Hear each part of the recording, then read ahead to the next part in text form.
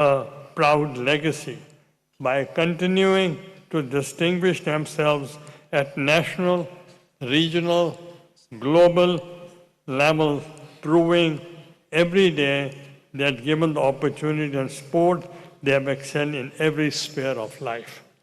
Here I also commend Nobel laureate Malala Yousafzai. Excellencies, women constitute nearly half of the population of OIC member states, yet many continue to face barriers that limit their full participation in economic, social, and political life. No nation can achieve sustainable development while excluding half of its human capital from opportunity, leadership, and decision making. Pakistan remains firmly committed to advancing women's empowerment through education, digital inclusion, entrepreneurship, financial access, and decent employment opportunities. Through the Benazir Income Support Program and its Wasila-e-Taaleem initiative, millions of women have gained direct financial support and greater economic security. These programs have not only reduced poverty among vulnerable households, but have also significantly increased school enrollment and retention of girls, helping break the cycle of intergenerational poverty. Pakistan has expanded opportunity for women entrepreneurs through dedicated financing facilities under the State Bank of Pakistan Support for Women-led Small and Medium Enterprises and Digital Skills Programs.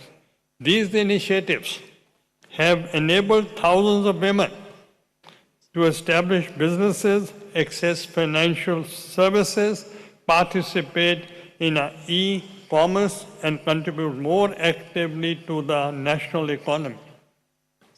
Increasingly, Pakistani women are emerging as business leaders, innovators, and contributors to economic growth. Economic empowerment must also be accompanied by meaningful participation in decision-making processes.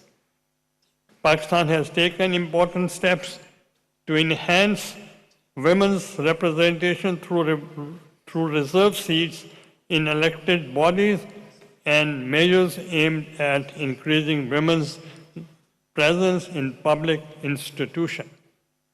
Today, women in Pakistan serve with distinction as parliamentarians, judges, diplomats, entrepreneurs, civil servants, journalists, and leaders across diverse sectors contributing to the national development and governance.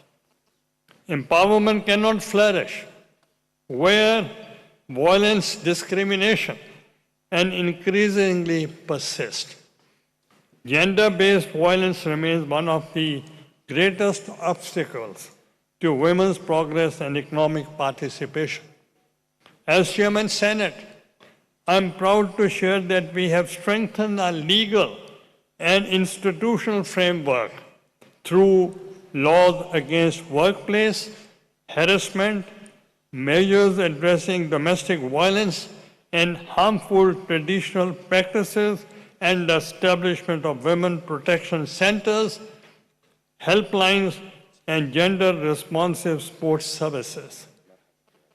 The launch of the Pakistan Women Parliamentary Leaders portal earlier this year is yet another step towards institutional collaboration, knowledge sharing, and inclusive political participation. Platforms such as these are not technical tools. They are bridges of solidarity. These reforms have augmented women empowerment and enhanced access to justice, encouraged greater reporting of abuse, improved institutional responses, and increased public awareness regarding women's rights and protection. While challenges remain, we can confidently claim that these measures have strengthened confidence among women and created safer spaces for their participation in public and economic life.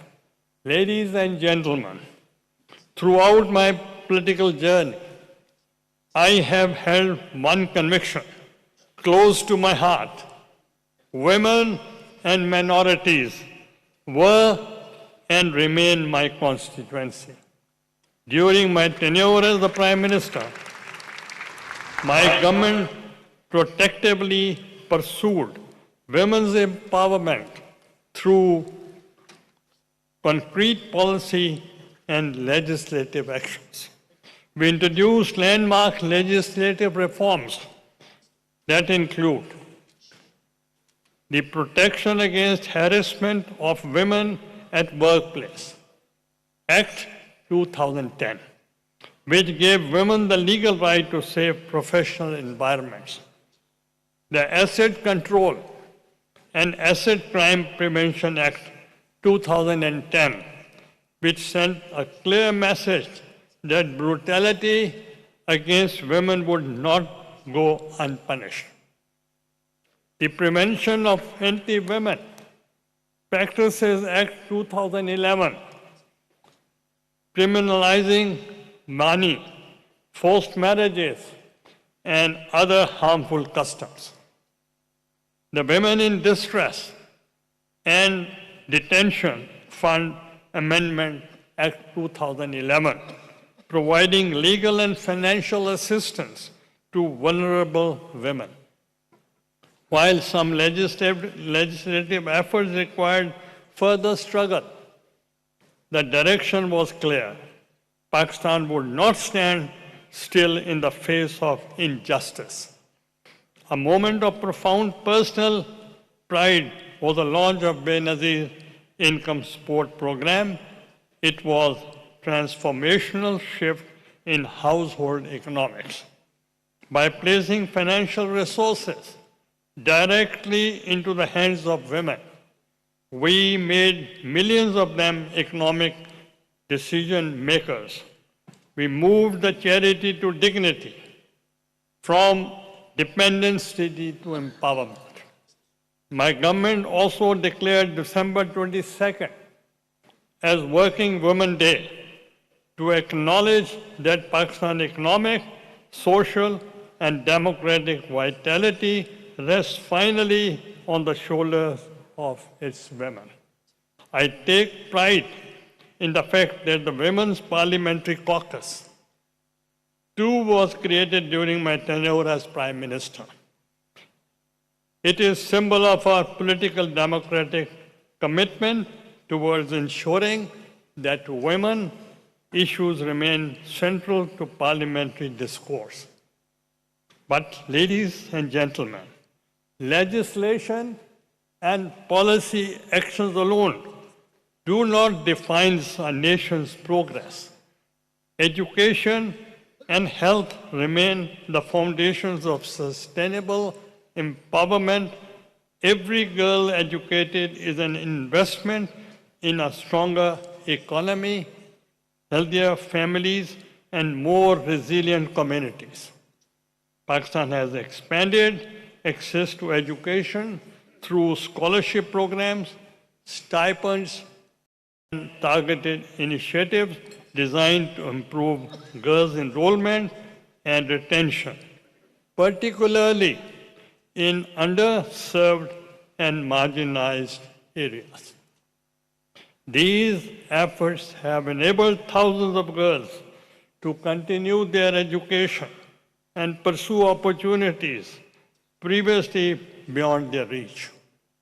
Similarly, investment in maternal health, primary health care, and community health services have contributed to improved health outcomes for women and children, enhancing women's availability to participate fully and productively in society. Excellencies, ladies and gentlemen, as we discuss women's economic empowerment, we must also recognize disproportionate burden borne by women affected by conflict, occupation, displacement, poverty, climate change, and humanitarian crisis. Across several regions of the world, women continue to display extraordinary resilience in the face of adversity. They deserve not only our admiration, but also our collective support, protection, and investment. The challenges before us demand stronger cooperation among OIC member states. We must exchange best practices, strengthen partnerships, mobilize resources, and develop innovative solutions that respond to evolving realities faced by women and girls across the Muslim world. As Chairman Senate and the founding chairman of Inter-Parliamentary Speakers Conference, ISC, I strongly believe in multilateral parliamentary diplomacy as a pivot to address and solve shared challenges. I therefore assure you that Pakistan government and its parliament stand ready to work closely with the OIC member states and as well as PUIC to advance a shared agenda for women's empowerment rooted in our common faith, values, and aspirations. Today, I call upon OIC member states as well as PUIC to move beyond declarations and translate